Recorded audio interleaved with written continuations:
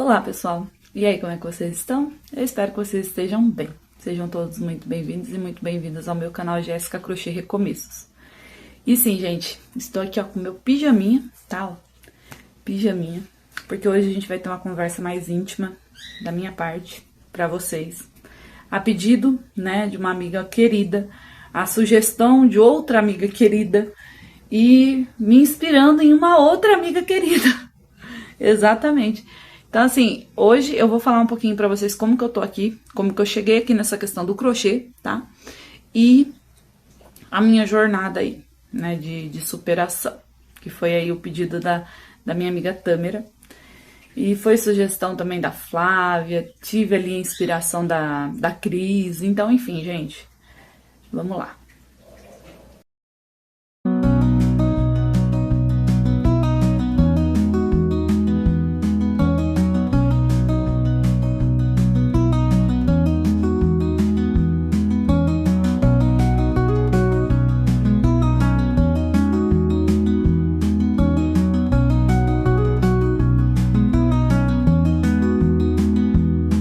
Mais um pouquinho passou, né, amor? Tirou todo o apêndice, viu? Nós estamos aqui ainda. Demorou um pouquinho, mas valeu a pena.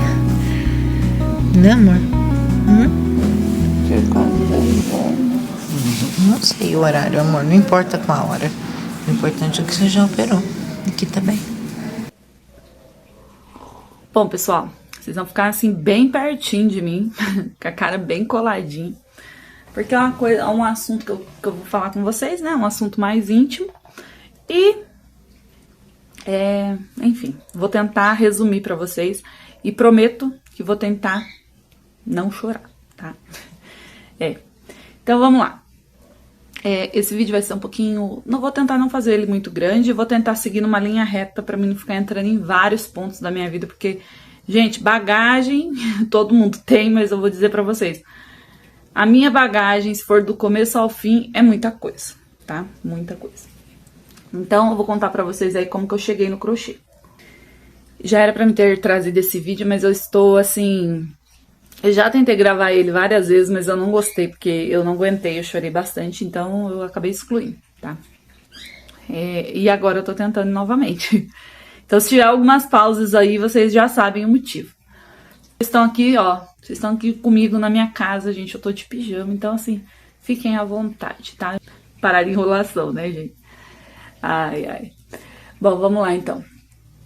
Eu cresci numa família, tá, gente, muito humilde, graças a Deus, assim, eles me passaram tudo em questão... Eu não tive aquela educação, vamos dizer assim, de escola particular, isso, aquilo, sabe? Aquela família estruturada em todos os aspectos, não. Teve bastante coisa que aconteceu na minha vida, da minha família.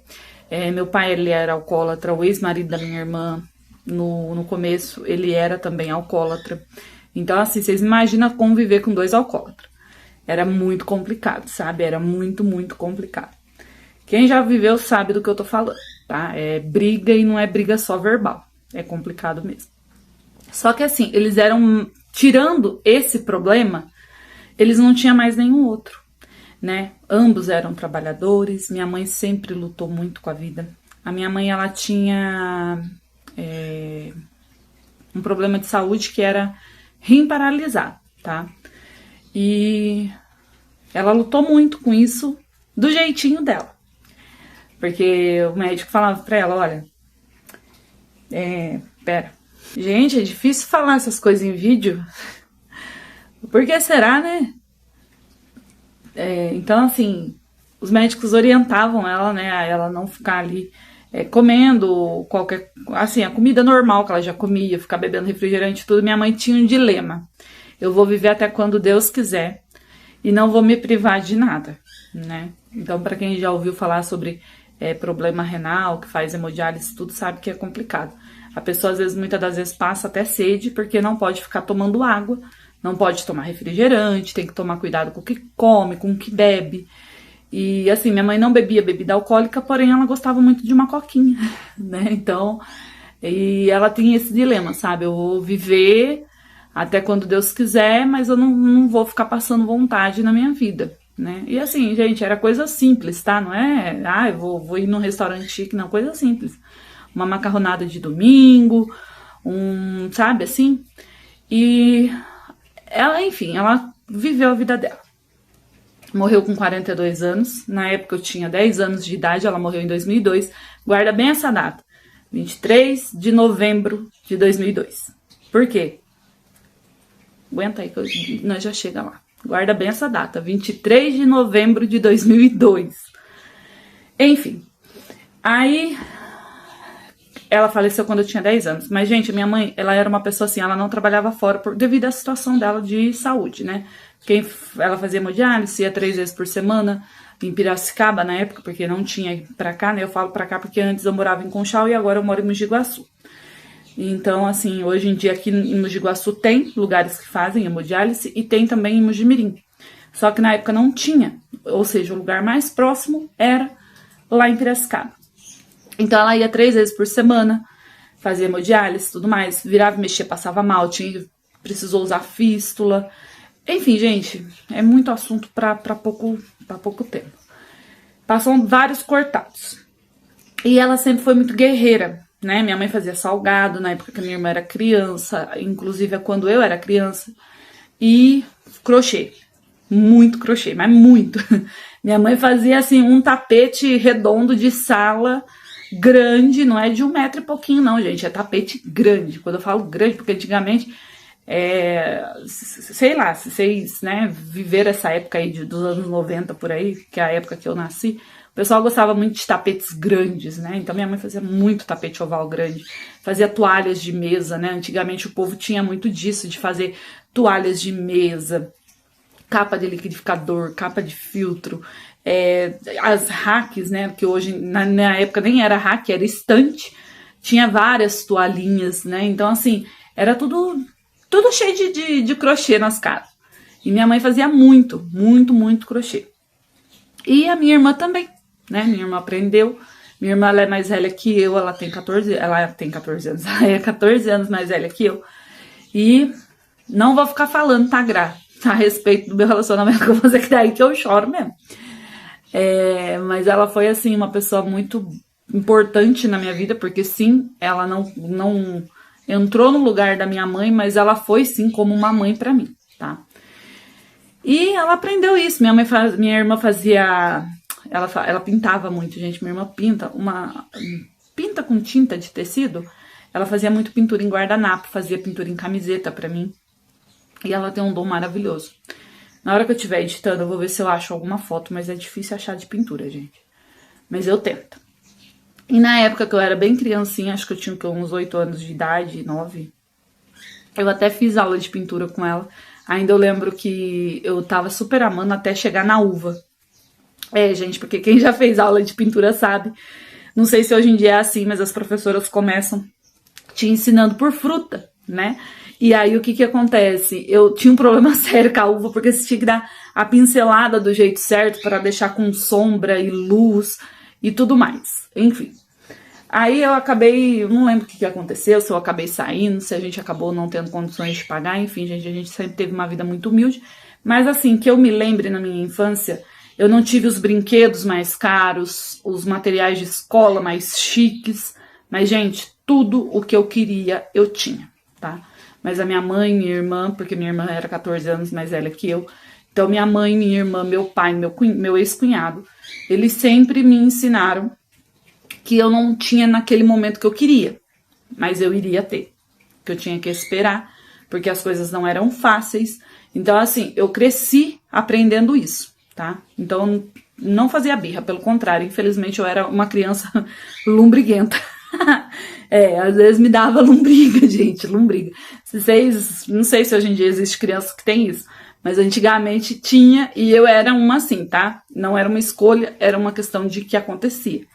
Mas eu nunca passei assim, nossa, isso aqui eu nunca tive na minha vida, não. Sabe, demorava, muitas das vezes eu não tinha na hora que eu queria, mas eu sempre tive, tá? Dentro das condições da minha família, eu sempre tive do bom e do melhor, tá? Dentro das condições da minha família, lembra, tá? Então, vamos lá. Minha mãe faleceu quando eu tinha 10 anos. A última vez que eu lembro da minha mãe com vida, ela sentou no sofazão de casa e, Graça, se você estiver assistindo essa parte, pula. que eu vou tentar não chorar aqui pra você também não se desmoronar aí, que você é mais chorona que eu. Ela sentou no sofá, ela passou uma noite muito, muito, muito mal. E ela sentou no sofá, que era o dia de ela fazer hemodiálise, e segurou na mão da minha irmã, segurou na minha mão, que eu mesmo criança não entendia muito. Gente, eu tinha 10 anos, tá? Eu tinha 10 anos. Então, assim, eu lembro da minha mãe, eu amo minha mãe até hoje, mas eu vivi pouco tempo, né, entre ela e meu pai. Então, assim, é complicado. Aí ela pegou na mão da minha irmã, pegou na minha mão, olhou pra minha irmã e falou: filha, cuida da Branquinha, porque ela me chamava de Branquinha, que a mãe vai, mas a mãe não volta. E realmente foi isso. Ela foi e não voltou. Ficou internada e tudo mais. Foi em novembro. Eu não lembro quanto tempo ela ficou internada, mas eu lembro que foi em novembro. E ela deu aquela melhorada, sabe, súbita, né, que muitas vezes os pacientes têm isso daí.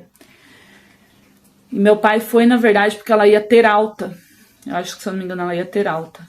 E meu pai chegou lá dia 23 de novembro, às 6h50... Não, meu pai chegou 23 de novembro de 2002, às 7 horas no hospital, pra ir buscar minha mãe, né? Ele foi de ambulância e tudo, e pra ela vir com ele de companhia. E minha mãe faleceu às 6h55. Então, assim, meu pai não pegou ela viva. Ela faleceu. Enfim, gente, eu tinha 10 anos de idade, foi aquele rebuliço todo. São memórias ali que eu não vou ficar entrando, porque eu já tentei entrar em outros vídeos e foi muito difícil. Então, perdi minha mãe, certo? Tá. Vida que segue. Como se fosse fácil assim, né? Mas tudo bem. E aí, eu cresci vendo essa questão do artesanato, né? E quando eu amiguei, porque eu amiguei com 15 anos de idade, tá, gente? Eu era de uma igreja de doutrina, a gente se conheceu, a gente tocava numa banda e tudo mais, e eu aprendi teclado, enfim. Por que você comentou sobre isso, Jé? Porque depois que a gente amigou, eu voltei pra igreja, porque a gente deu uma afastada, porque quem sabe, na época principalmente, igreja de doutrina não permitia isso. E, gente, virou um escambau. Ai, eu dou risada, porque assim, eu tenho um problema genético, tanto eu quanto a minha irmã, que a gente é síndrome de Morse. O que é isso? Vou tentar explicar bem grotesco aqui pra vocês, só pra vocês entenderem essa parte. A gente nasce sem útero, sem ovário, e com o tempo desenvolve testículo, tá? Ah, mas testículo, tá? Mas internamente. Talvez vocês já ouviram falar de uma outra forma, que é os casos de hemafrodismo, que a mulher ou o homem nascem com os 2 órgãos genitais. Mas no nosso caso, não. A gente teve uma malformação genética no início da gravidez da minha mãe, e tanto ela quanto eu, a gente veio dessa forma. Estéril, sem útero, sem ovário, a gente não tem a questão da menstruação e tudo mais.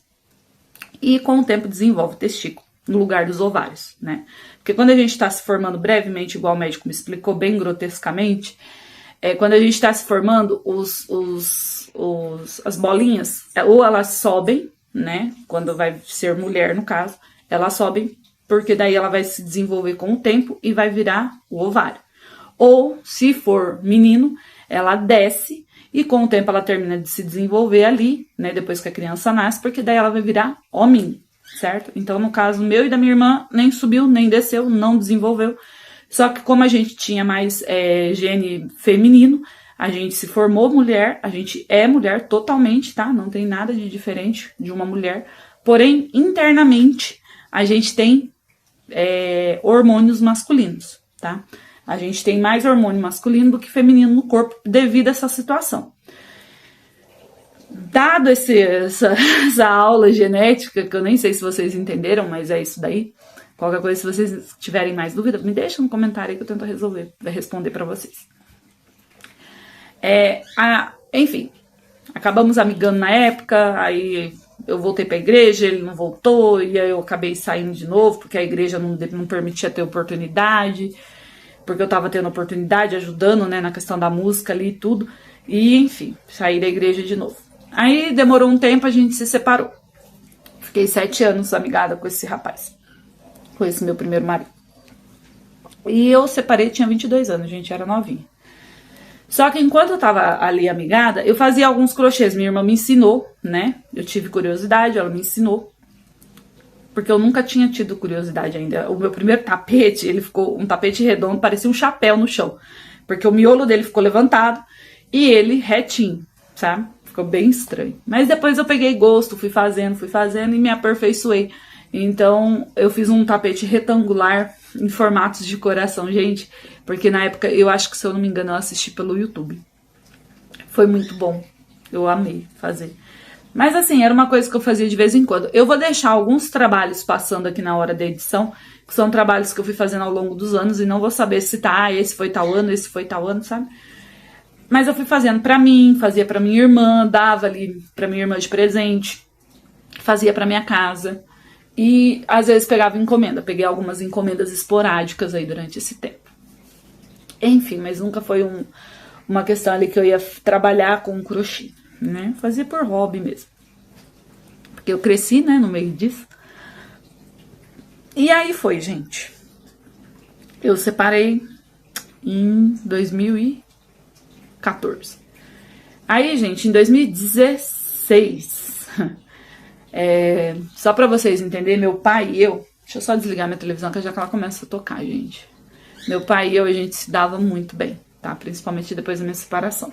Como vocês sabem, meu pai, ele era alcoólatra. E quando eu me separei, eu comecei a beber. Foi... Tipo assim, eu não vivi minha adolescência, né? Porque eu amiguei com 15 anos. E quando eu amiguei, eu tava dentro de uma igreja de doutrina. Então, assim, eu não tive a adolescência. Enfim, gente. E... não tive adolescência, nada disso. Foi meu primeiro namorado, meu primeiro marido, enfim. Então eu me separei, né, em 2014. E eu e meu pai, a gente se dava muito bem mesmo. E aí, em 2016, esses 2 anos que eu tava separada, os primeiros 2 anos, eu com meu pai, a gente se aproximou ainda mais. A gente já era próximo, que ele foi morar comigo na época. Minha casa era 2 cômodos, a gente colocou a caminha dele a minha cozinha, ela era comprida, então depois da porta tinha um espaço, então a gente colocou a caminha dele ali, tinha televisão para ele assistir na cozinha. Enfim, gente, era uma coisa também bem humilde, tá? Não era nada, a gente não tinha uma vida estabilizada, assim. A gente tava construindo no fundo da casa da minha sogra. E aí a gente separou, enfim. Meu pai, eu e ele, a gente se dava muito bem desde essa época. Eu conseguia entender ele. Ele me entendia. E depois que eu separei, a gente se aproximou mais ainda, tá? Então, assim, você ama mais seu pai do que sua mãe? Obviamente que não, né? Amo os dois, amores diferentes, vivências bem diferentes. Meu pai viveu muito mais tempo comigo. E, assim, doeu muito quando eu perdi minha mãe, dói até hoje, né? Mas quando eu perdi meu pai, nossa, foi muito difícil pra mim, muito difícil. Porque, né, gente, eu vivi mais tempo com meu pai. E em 2016, dia 23 de novembro de 2016, 23 de novembro de 2016. Lembra da data? 23 de novembro de 2002? Foi minha mãe. Dia 23 de novembro de 2016, às 7 horas, às 7 e pouquinho, foi meu pai. Nesse ano de 2016, meu pai, né, começou o ano ali, ele não conseguia engolir mais, ele suspeitavam, né, gente, na época Conchal era uma cidade muito pequena, não tinha muito recurso, então tudo era suspeitas. Acho que não deu tempo de fazer biópsia, enfim, gente, não deu tempo nem de dar um diagnóstico, mas era câncer, tá? Tinha tomado toda a parte aqui do esôfago. Meu pai, ele fumava, ele bebia, minha mãe fumava, minha irmã fumava. Enfim, gente, eu cresci na casa de fumante, mas na minha casa todos eram fumantes, todos. E meu pai, ele fumava bastante, ele bebia bastante e deu esse problema, tá? Ele teve câncer de esôfago, ele começou não conseguindo deglutir, ele comia uma sopinha, começou a comer pastoso, depois passou a comer líquido, depois ele acabou não conseguindo comer mais nada, teve que introduzir sonda. Gente, foi muito rápido, o médico suspeitou, comentou com a gente, acho que no começo do ano, pro meio do ano ali, em maio, abril, sei lá, e em novembro ele já partiu. Foi muito difícil, foi uma das DRs que eu tive com Deus. A primeira é por eu não poder ser mãe, porque sempre foi muito da minha vontade imensa de ser mãe, eu não poder, tá? Isso foi bem difícil pra mim aceitar. E a outra parte foi eu ter perdido meu pai. E é isso, né? Em 2016, na mesma data, eu perdi meu pai. Então, assim, 23 de novembro pra mim e pra minha irmã é muito difícil essa data. Né? Muito... Ah, enfim, gente. Hoje em dia eu tenho várias... A gente amadurece, né? Então... não é fácil, não. Enfim. 2017... Lembra que eu falei pra vocês que eu tenho essa síndrome? Desenvolveu os testículos. Os não, né? Porque nem pra desenvolver junto. Desenvolveu um. Foi aberto os dois lados, mas só foi visto pegada ali um. O outro não tinha desenvolvido, o médico até achou que não ia desenvolver. Porque já fazia bastante tempo. Operei, foi pra patologia, deu benigno, né, esse tumor. Porque é considerado um tumor, tá, gente? Deu benigno. Em 2019, eu percebi que estava crescendo do lado esquerdo. E como eu já havia passado pelo lado direito, então eu já sabia ali, né, como que poderia ser, o que poderia ser. Comecei a ir atrás, fazer exame e tal, paguei aqueles, clínica que fala? Planinho, sabe? De saúde, tudo, fiz exames e tal. Enfim, gente, aí teve uma vez que eu fiz um exame em São João da Boa Vista, e o médico falou que poderia ser sim, tava tudo com todos os aspectos que poderia ser o tumor, e que era pra me acelerar, enfim, gente. Aí foi bem na época da pandemia também, então demorou um pouquinho. Aí eu fui atrás disso tudo em 2023, minha barriga inchava muito. E aí, em 2024, graças a Deus, a Unicamp me chamou, que é em Campinas, é um centro, assim, de médico ali bem, de medicina bem grande, bem, né, renomado. Acho que a maioria deve conhecer. E fui. E aí eu fiz a cirurgia em 2024, arranquei, veio maligno. Infelizmente, deu maligno. Mas foi uma cirurgia tranquila, tá, gente? Até tirou pelo umbigo, não foi nada aberto. Deu maligno, mas eu não precisei fazer nenhum tipo de tratamento, porque eles conseguiram retirar tudo e não foi constatado que estava em outros lugares, né? Não tinha se alastrado, não tinha dado metástase, então foi só mesmo a cirurgia e agora eu continuo com acompanhamento ainda. Aí eu fiz essa cirurgia em 2024. Gente, até aí eu não trabalhava com crochê, tá? Trabalhava em outras coisas, trabalhei como cuidadora em 2024. Foi um retiro espiritual pra mim, na verdade. Mas enfim, não vou abranger todos esses aspectos, porque nós já estamos com mais de 20 minutos de vídeo. Então, aí o que aconteceu, pessoal? Fiz essa cirurgia, né, em dezembro de 2024. Deu uma complicaçãozinha ali, porque deu uma infecção, mas nada que um medicamento bem forte não resolveu. Quase que eu passei o Natal de 2024 internada. Ai, meu Deus. Mas deu tudo certo. Aí, pessoal, eu comecei ainda a ter dores, né? Eu sentia dores na parte do abdômen, aqui do lado direito. E a minha barriga sempre inchando. Sempre inchando. Inchava e não desinchava. E eu, gente, não tá normal. E aí o médico até falou pra mim assim que... você passou por um diagnóstico... Sabe quando a pessoa começa meio que querer insinuar que é emocional? Eu falei, não, doutor, não é emocional. Eu tô sentindo dor, tá doendo. Gente, a pior coisa é você sentir uma dor e você ter que provar que você tá sentindo dor, que não é emocional. Enfim, fiquei internada, tudo, mas não tinha dado nada ainda. Aí a minha patroa maravilhosa, né, não vou citar o nome porque é uma família assim muito, muito reservada, onde eu trabalhei ali de cuidadora, né. E deixa eu ver, aqui fica melhor, né? Fica melhorzinha a claridade pra vocês. E ela me emprestou, entre aspas, o valor de uma ressonância que na verdade ela me deu depois, né? Ela não descontou, não quis cobrar nada. Ela me deu esse valor da ressonância. E na ressonância veio, né, que eu tava com um tumor neuroendócrino no apêndice. Aí, ai, que vontade de pegar aquele médico e falar, ó, tá vendo esse aqui, ó, essa aqui é a minha dor psicológica. Não era psicológica, não. E aí deu o tumor no neuroendócrino no apêndice. Aí vou eu fazer outra cirurgia, né? Fiz outra cirurgia. Coitado do meu umbigo. Eu achei que meu umbigo nunca mais ia fechar na vida dele, porque é o rabo da minha gata, viu, gente? Como que gato sente as coisas, né? Ô, meu amor. Aí, o que acontece? Fiz essa cirurgia, retirou pelo umbigo de novo, foi uma cirurgia até que tranquila, tudo. Mas, gente, lembrando, tá? Eu fiz em 2024 uma cirurgia, em junho eu fiz outra. E aí, beleza. Aí, lógico, passou aí alguns meses e veio a patologia, veio maligno de novo. Só que dessa vez eles não veio com as margens limpas, igual veio o tumor lá do testículo que eu retirei em 2024. Então, precisaria fazer uma nova cirurgia. De início, a médica falou pra mim que era pra mim sim ficar e fazer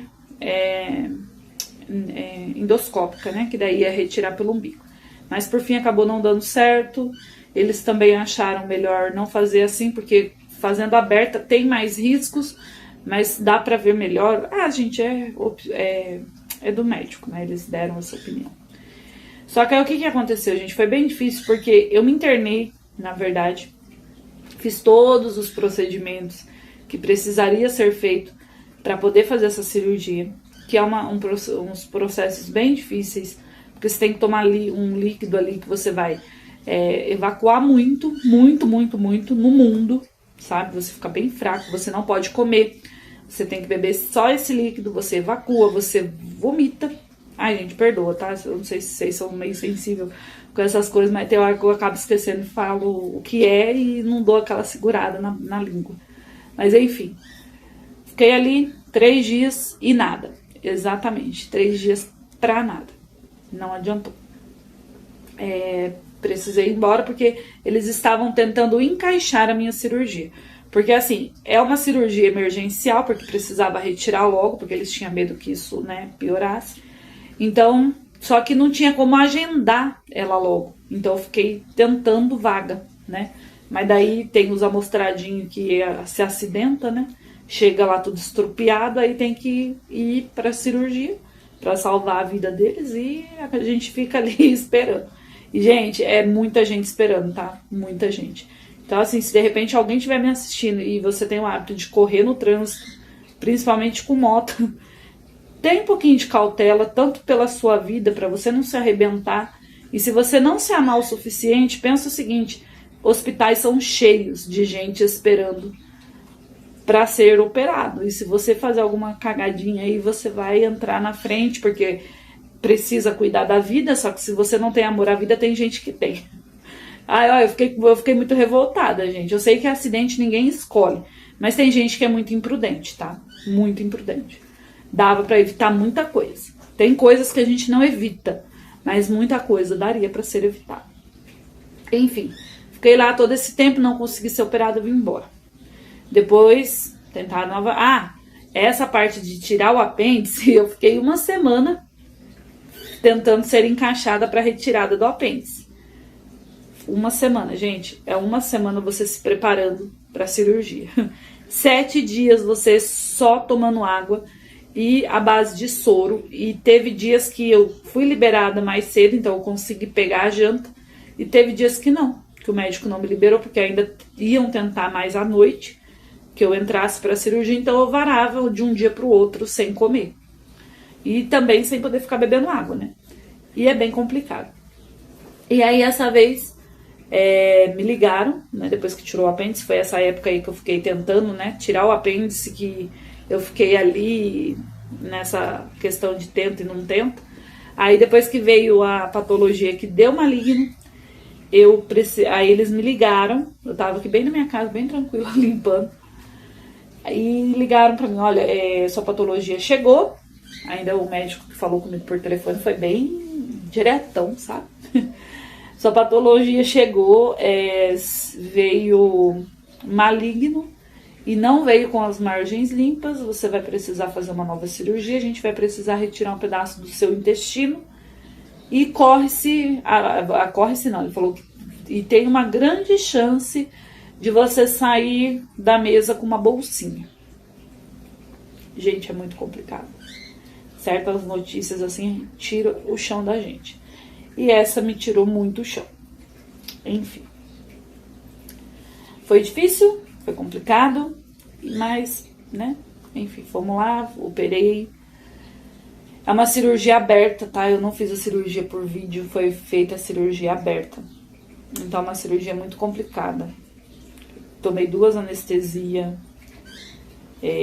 A terceira cirurgia, né, em menos de 1 ano. E tive uma complicação depois da cirurgia, deu ilho paralítico, que é onde o intestino não funcionava de forma alguma. Então, voltava todo aquele líquido do estômago. Eu tô achando que eu tô com uma hérnia, tá? Abrindo o coração aqui pra vocês, porque eu sinto dores, né? Então, eu acho que eu devo ter desenvolvido uma hérnia. E pode ter sido também por causa dessas partes aí do vômito, né? Na época que eu tava internada. Foi uma cirurgia difícil, eu fiquei 17 dias ali dentro, não vi a hora de vir pra minha casa. E foi uma escola, né? E eu agradeço muito a Deus. Pera, gente. Bom, vamos tentar terminar, né? Já tá terminando, já chegamos até aqui. Então, assim, foi muito difícil. Tudo isso foi em 2025, tá, gente? 2025 foi o pior, um dos piores anos da minha vida. Porque 2002 e 2016 também não foi muito bom, não. E, enfim, foi muito difícil ali dentro, foi complicado, teve complicações. Mas graças a Deus, com a misericórdia de Deus, porque nesse momento Deus me segurou muito no colo. Eu precisei utilizar uma sonda por conta do ilho paralítico. E aí, realmente, hoje em dia é usado muito essa questão de gatilho. Gente, cuidado com ficar usando as coisas assim, sem você saber direito o que é um gatilho. E eu tive, sim, esse gatilho, porque meu pai utilizou uma sonda, certo? E foi muito difícil pra mim. Tive crise de pânico lá, e eu falava pro médico, eu não tô entendendo, porque eu não podia comer, eu não podia beber água, porque tudo que eu comia voltava. E eles precisavam ter uma margem de se o líquido estava diminuindo, né, para poder retirar a sonda e tentando fazer com que o meu intestino funcionasse. Só que teve uma hora que eu falei pro doutor, tadinho, gostava tanto. Gente, é uma equipe maravilhosa que cuidou de mim ali. Falei pra ele, doutor Vinícius, eu até falei o nome dele. É que eu, nossa, tenho um carinho enorme por ele, pela doutora, oh meu Deus, sumiu o nome da doutora. Ai, gente, como é que é o nome da doutora? Sumiu o nome dela. Ai, graças a ver esse vídeo, deixa pra mim aí o nome da doutora. Gente, deu branco. Enfim, nem é bom ficar também dando nome, né? Mas eu tive muito ali carinho por eles tiveram muita paciência comigo. Tive a síndrome de pânico e aí teve uma hora que eu cheguei nele e falei, doutor, eu não tô entendendo o que vocês estão querendo. Vocês querem que meu intestino funcione, mas eu não tô comendo, não tô bebendo, eu não posso beber água. A gente sabe o que é você só querer poder beber água? É muito ruim, sabe? Eu ainda ficava, Deus, quantas vezes eu tive a oportunidade de beber água e eu acendi um cigarro. Então, assim, eu parei de fumar, graças a Deus, tá? Então, assim, gente, dá valor nas pequenas coisas da vida, viu? É uma coisa que eu posso falar pra vocês. Deem valor nas pequenas coisas que às vezes a gente deixa passar, né? Passar. E a gente nem imagina quanto que isso vai ser difícil. Então eu queria beber água, não podia. Eu molhava a boca e tinha que cuspir a água fora, não podia engolir a água. Aí teve uma hora que eu pedi pra ele, né? Eu falei, doutor, eu preciso beber água. Eu preciso sentir a água descendo. Aí ele falou, não, bebe, não tem problema. Porque assim, eles não queriam que eu bebesse água, porque o que entrasse no meu estômago, por eu estar com a sonda pra ela drenar o líquido, ela ia puxar de volta. E aí eles não iam ter esse parâmetro, né, de se tava diminuindo meu ilho, que é o líquido ou não. Mas aí eu precisava tomar água. Enfim, aí consegui tirar a sonda, passando por tudo isso. Essa cirurgia eu fiz em setembro, tá, gente, de 2025. E de 2024 para 2025, eu comecei a fazer faculdade à distância, que é educação física. E sempre foi uma coisa que eu sempre gostei muito, gente. Eu sempre fui muito de ir pra academia e tudo mais.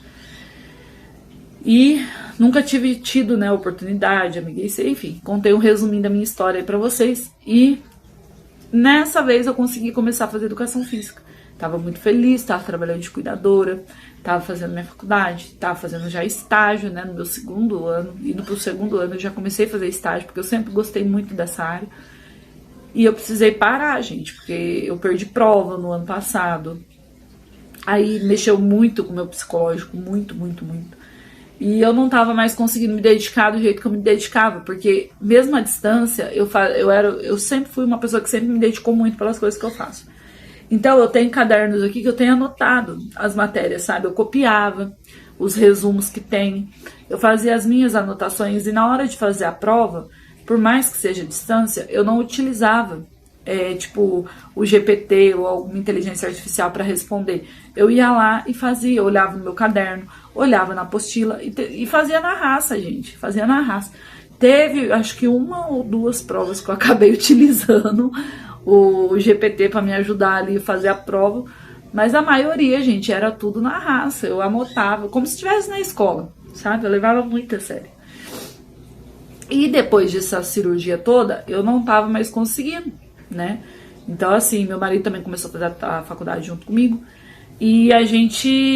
Eu não tava mais conseguindo fazer do jeito que eu queria. E se fosse pra me levar com a barriga, ou seja, ficar jogando questionário no GPT para poder responder, pra mim não faz sentido, porque eu não tô aprendendo algo, eu tô só fazendo por fazer, e eu não gosto dessas coisas. Então eu tranquei minha faculdade. Foi uma decisão muito difícil, mexeu comigo também, porque demorou muito pra mim conseguir fazer algo que eu gostasse, e eu precisei parar. Ou seja, por isso que eu falo muito sobre frustração, gente. Porque o ano de 2025 foi um ano muito frustrante pra mim, sabe? Porque tudo virou de ponta cabeça. Eu tinha meu emprego fixo, eu tinha tudo arrumadinho, tinha fazer a minha faculdade, tudo virou de ponta cabeça. E aí eu não podia fazer mais nada da vida, né? Porque eu fiz uma cirurgia aberta. Então, aí foi onde eu comecei a fazer crochê, gente. Porque eu tava parada, deitada, eu falei, não, vou tentar fazer meu crochê, né? Pra interter, vou fazer. Se vender, vendeu. Eu tinha algumas linhas aqui guardadas. Porque eu era do tipo de pessoa que às vezes eu comprava pra fazer pra mim, mas eu levava anos pra fazer um tapetinho. Então, assim, eu fui fazer meu crochêzinho. E deu muito certo, gente. E a partir daí, eu comecei sem, sabe, me dedicar e fui me recuperando. E fui fazendo e fui buscando mais aprimorar minha questão de ponto, trocando agulha, estudando, pegando informação, me inspirando. Tá? Conheci muitas meninas maravilhosas, mas as 3 primeiras, vamos dizer assim, 3 não, 2, as 2 primeiras que eu me inspirei muito, né, que não era só videoaulas, mas traziam ali vlogs e falavam com a gente, foi a Aninha Crochê Redex, que eu amo ela de paixão, e a Lore, tá? Amo também de paixão. Foi as 2 primeiras. Por que eu falo as 2 primeiras, gente? Porque depois veio várias. Inclusive, eu me identifiquei muito com a Lu, do Crochês da Lu. Depois veio Bruna Aleluia, aí veio outras meninas, veio Guria, veio a Flávia, que é outra guria. Aí veio as meninas agora que eu comecei a me inspirar, que eu acabei buscando, né? Porque foram mencionadas em algum momento. E o YouTube também me sugeriu. Então veio a TK, a Rafa, a Val, a Aline, gente, mas tem um monte de menina. Outra Aline agora, tem muitas meninas que eu sigo. Aí eu conheci a Gi, que eu amei a vibe dela. Gente, é muita gente. Eu sigo a Heloísa, que é uma maravilhosa também. Gente, eu falo adolescente porque tem 16 aninhos, gente. É muito novinha. E tem uma garra, sabe? Uma força. Heloísa Leal, o nome dela, tá? Maravilhosa. E assim, gente, eu gosto muito, sabe, de dar o meu apoio e gosto dos feedbacks que a gente tem. E eu comecei, sabe, a movimentar um pouco mais as redes sociais. E tamo aí, gente. Tamo agora com o canal aí no YouTube, com mais de 215 seguidores, eu acho. Tamo crescendo a nossa família. E esse é um dos motivos de Jéssica Crochê Recomeços, tá? Porque mais uma vez na minha vida, eu precisei parar aquilo que eu tava fazendo, que eu tava buscando para minha vida e recomeçar, tá? Recomecei no crochê. E isso tem me ajudado muito. E essa foi a minha história de superação, né? Que a TK até falou pra mim, a Tâmara, traz a sua história, Gé. Tô tentando, já faz tempo, mas vocês viram que eu não consegui conter, gente, é complicado. Ainda que esse vídeo é o melhor, eu acho, que eu gravei, que eu não chorei tanto, porque os outros, gente, eu comecei a chorar de soluçar, veio muita coisa, sabe? Eu tenho muita bagagem emocional aí. E essa é a minha história, então, assim, se você chegou agora de paraquedas, esse vídeo sempre vai estar aí. Eu vou aprender ainda a criar playlist aqui, e assim que eu conseguir, eu deixo essa playlist do meu começo aqui de crochê, para ficar mais fácil para quem chegar aí e pesquisar. Mas essa daí é a minha história, gente. E tamo aí, firmes e fortes, com a graça de Deus, né, filha? Tamo lutando, um dia após o outro, superando todos os momentos da vida. Gente, ela não gosta de cor. Superando aí os momentos da vida. E é isso. Eu espero que vocês tenham gostado, né, dessa chorona aqui, desse meu relato. Gente, eu tentei seguir o mais reto possível. Já estamos com 42 minutos de vídeo. Tentei resumir o máximo. E é isso, tá? Eu espero que vocês tenham gostado aí de, sei lá, acompanhar a minha história, entender um pouquinho melhor dessa minha história. Então, por isso que às vezes eu falo pra vocês a respeito de dor. Pra mim é bem complicado. É muita superação. Gente, tem muita coisa por trás de câmera, tá? Então, eu tenho muita empatia. Por isso que eu não gosto de quando eu pego vídeos de pessoas que eu até admiro muito, falando que a pessoa vem e traz um vídeo que tá reclamando, que tá falando de problema, que tá falando disso, daquilo, daquilo. Eu não gosto, gente, porque eu tenho muita empatia, tá? Eu tenho muita empatia, porque a gente não sabe o que a pessoa passa, ou o que a pessoa passou, ou o que levou a pessoa ao mundo do crochê. A gente não sabe, entendeu? A gente sabe aquilo que a pessoa expõe, né? Tem muita coisa que eu nem toquei no assunto, porque senão eu ia chorar muito aqui. Então, assim, a gente não sabe. Então, cuidado com julgamentos, tá? E se vocês caírem em conteúdos assim de pessoas dando opinião, que não pode gravar vídeo, que não sei o quê, que a pessoa fica reclamando, gente, eu convido a vocês a não dar audiência pra esse tipo de vídeo, não. Só sai, tá? Só sai. Porque, assim, se você, de repente, assistir um vídeo e a pessoa estiver comentando algo da vida dela, e você sentir que, que vibe pesada, que vibe triste, gente, é simples, é só você sair do vídeo, entendeu? Não precisa sair do canal da pessoa, vai buscar outro vídeo, entendeu? Às vezes foi aquele momento. Se a pessoa tá passando vários momentos assim, ela tá compartilhando, é uma válvula de escape. Você já pensou nisso? Que às vezes pode ser a válvula de escape de alguém. Então, assim, cuidado, tá? E se vocês caírem em vídeos de pessoas falando mal de vídeos de outras pessoas porque as pessoas estão reclamando, sai fora, tá? Não dá audiência, não. Porque a gente não sabe o que se passa por trás. A gente não sabe das dificuldades da pessoa. Então, às vezes, né? E a gente, uma coisa que eu aprendi muito, né, do ano passado pra cá, e tenho levado muito comigo isso, é que toma cuidado com as reclamações, né? Cuidado com a reclamação que você tem ali do seu problema. Porque muitas das vezes o seu problema pode ser o sonho de alguém. Já pensou nisso? Às vezes o seu problema é o sonho de alguém. Então, assim, gente, se você tem saúde, bem, só vai. É difícil, é normal, a gente vai reclamar mesmo. A gente vai esquecer de dar graças a Deus pela água que a gente bebe. Isso é normal, somos seres humanos, a gente a gente atropela esses momentos. Mas tenta levar isso para a vida de vocês também, assim como eu tenho tentado todos os dias levar na minha vida. A situação que eu estou vivendo agora, o problema, a dificuldade que eu estou enfrentando agora, pode ser o sonho de alguém. Então, olha pra vocês verem, né? Então, cuidado, né? Com essa energia que fica rondando muitas das vezes a mente da gente e deixando o momento ali muito pesado. E não deixa os problemas maiores do que eles são. Porque muitas das vezes a gente amplia muita coisa, né? Ao invés de tomar cuidado.